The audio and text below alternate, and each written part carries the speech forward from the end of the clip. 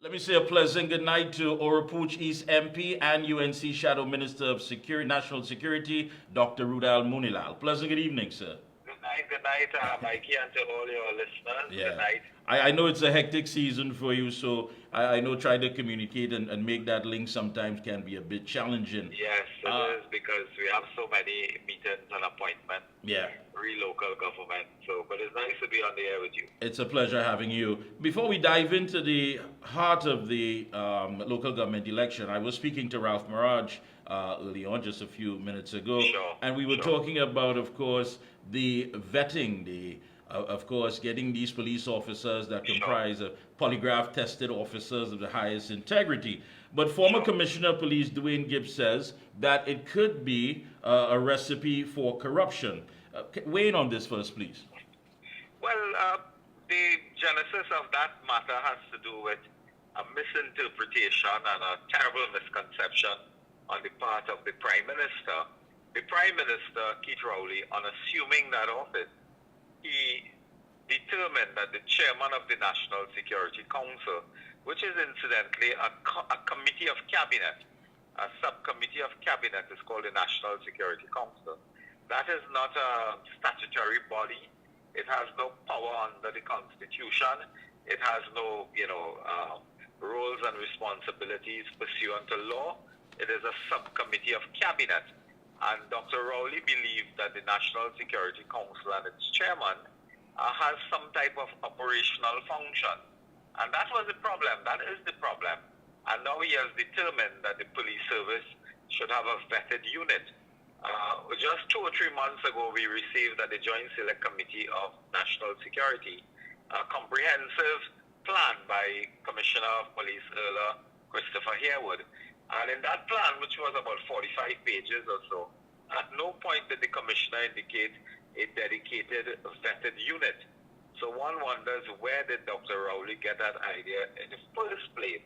That is fraud with danger and serious implications and so on, because you cannot take the police officers and discriminate one against the other by paying more, by polygraphing, or by doing anything to create some type of super elite unit that is endowed with integrity and endowed with any other competencies. So that has certain problems, and it is in layman language, Mikey, it is an attempt to create a mongoose gang of the PNM and Rowley to persecute their political opponents and those against the government. Well, one would think coming out of a meeting with the heads of the divisions that there would have been more, especially in the heights of all that is taking place with crime in our country. But basically, we've heard this before: more boots on the ground, the use of technology to gather intelligence, and of course, joint patrols in hotspot areas. And we've been there, we've done that, even going back to Mr. Howard Chinley's Anaconda. So one would think, then why is it that the officers of the TTPS is not motivated to go out there, according to what we're hearing, and actually get the job done? What seems to be the hurdles that are preventing it from happening? The problem has to do with political will and political leadership. If you need to lead the TTPS and law enforcement, there's something called political will. There's something called political leadership. Don't forget that the politicians, by virtue of being members of the executive, really the cabinet, they determine policy. They determine, for example, the provision of resources. And they determine strategy and tactics and so on. And they have to work closely with the TTPS. But there's absolutely no political leadership in law enforcement at this time. So the police are going through a low period in terms of morale. They don't have cars, they don't have resources. There was a statement earlier in the evening in San Fernando that in some police station, I think TNTech cut the electricity of the police station because they haven't paid the bill for some time, some unreasonable period of time. So that there's no leadership in fighting crime. There's no leadership in combating the criminal elements. And today, of course, we received the very good news that the Commissioner of Police is having a woman police officers ball the first week of September. Now, what happens is that when you read things like this and the population digests this, you understand that you're not fighting crime. There's no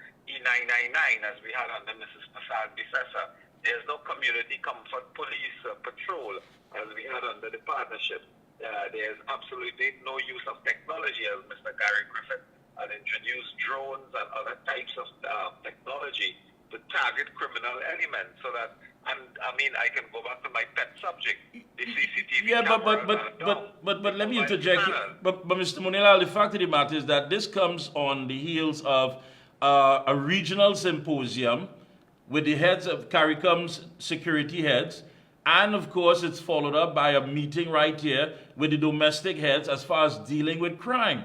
And nothing new has developed, nothing new has come out of it again. Nothing new has developed. When I raised the issue of the CARICOM crime meeting, it was 3.4, 3.5. You're breaking up a bit. Perhaps you need to stay. Yeah, go ahead. I had raised the matter of the crime symposium. It was $3.5 million TT dollars. So for essentially 1 day in Port of Spain, by persons speaking and so on. It was a horrible use of resources.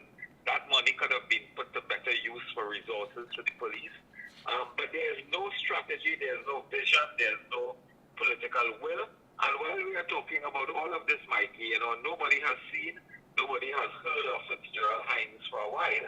Yeah. And he's the Minister of National Security. He has gone to sleep, he has disappeared in whatever cave he is. And there's this complete breakdown of direction, of political will to fight crime.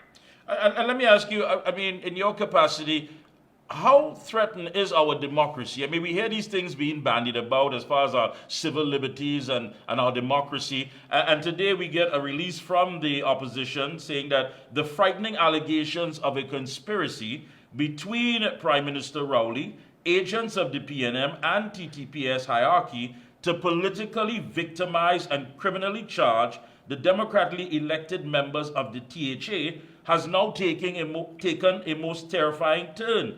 If the attempt to murder active police witness Mr. Akil Abdullah is true, he must be brought into witness protection immediately. Shed some light on that. Mikey, I can tell you, I can confirm that. You drifted out a bit again. I don't know if you're on. Yeah, I have been in touch with Mr. Akil Abdullah. I am aware that there have been certain threats to his life.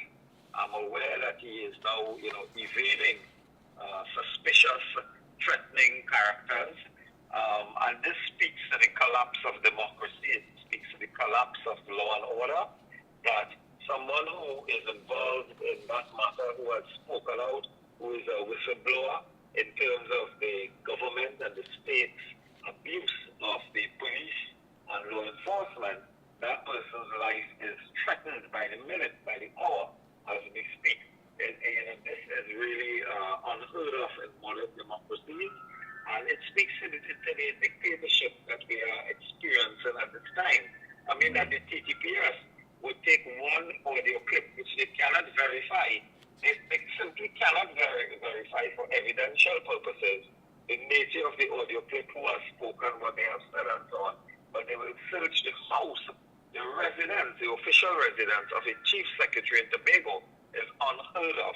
And that speaks to political victimization, political harassment, and the undermining of the police service in Trinidad and Tobago. Very scary. I want to dive into last night, of course, because, it's being talked about all over town.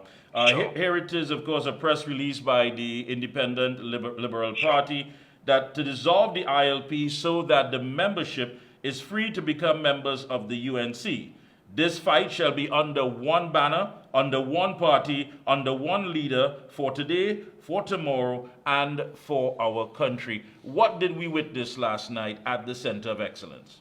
Last night, I had the great pleasure and privilege to be at the Center of Excellence to witness this historic moment when Mr. Jack Warner, former chairman of the United National Congress, Minister of Government, Vice President of FIFA, of course, when he went to the podium and threw down the gauntlet and indicated that all forces in opposition to the PNM must now unite to remove the dictator Rowley and bring good governance, transparency, and accountability to Trinidad and Tobago. As Mikey, I think you were there as well, there was a certain electricity in the air, there was a certain vibration, there was a certain energy. This energy has been unmatched in modern memory, and I was extremely excited to see the turnout and to feel the enthusiasm, the zeal, and the courage of the people who came out, and it speaks in a positive way as to our future endeavors to unite. I've always said before, and I want to reiterate, that the national unity is a foundation principle of the United National Congress. It is the sine qua non of the UNC. So it is the UNC is the only political party that can promote national unity.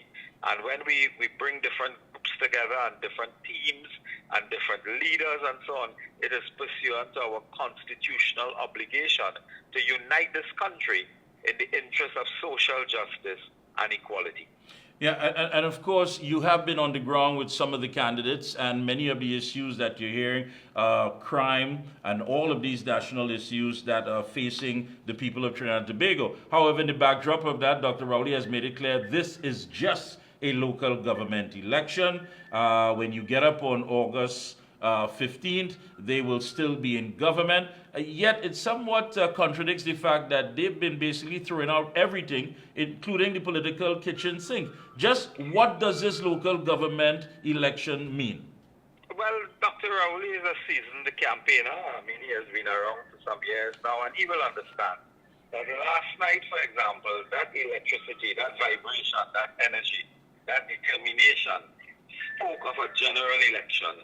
The meaning of last night's meeting was a general election. In fact, nobody who was there thought of local government. The vibration, the enormous energy was almost tantamount to a national election, a government, a general election.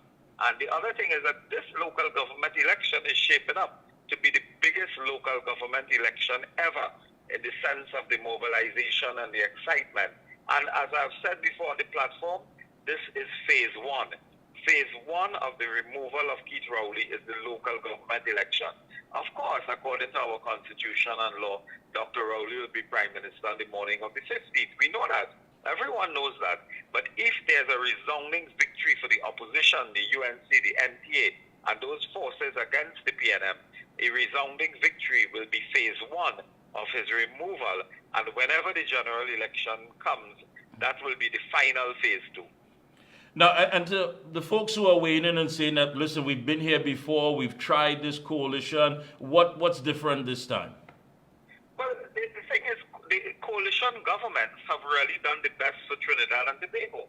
I mean, notwithstanding that the NAR was not re-elected, the NAR has a sound track record in delivering innovative policy, innovative law. In fact, this whole municipal government idea is an NAR idea. You look at the People's Partnership, you look at the UNC coalition in 1995 with the Tobago DAC. That has led to enormous change in this country. So that, strange enough, I believe that the coalitions and accommodations has brought more developmental and positive change to Trinidad and Tobago than the monolithic, sterile, lethargic PNM, because the PNM is really a one-party, monolithic kind of dead party, whereas the other groups have been able to coalesce to accommodate. And notwithstanding that many of them have lasted 5 years and no more, they have brought enormous positive change. In fact, if you look at the UNC, you look at the partnership government, I mean, we can talk all night about the positive change that brought to Trinidad and Tobago. So there is a virtue, there is a worthiness in continuing to strive for national unity. All right. Closing comments, go right ahead. Well, at this time, of course, we are engaged in a mammoth exercise in campaigning. It's a mammoth struggle for democracy, equality, and social justice. The basis of all this must be national unity. I call upon all citizens, regardless of your political persuasion, regardless of your geographic location, regardless of your creed, your race, to gel together, to come together, to save Trinidad and Tobago. We cannot abandon our country. We cannot abandon this promised land. We cannot abandon, the value of our birthright. And therefore, unity is a must.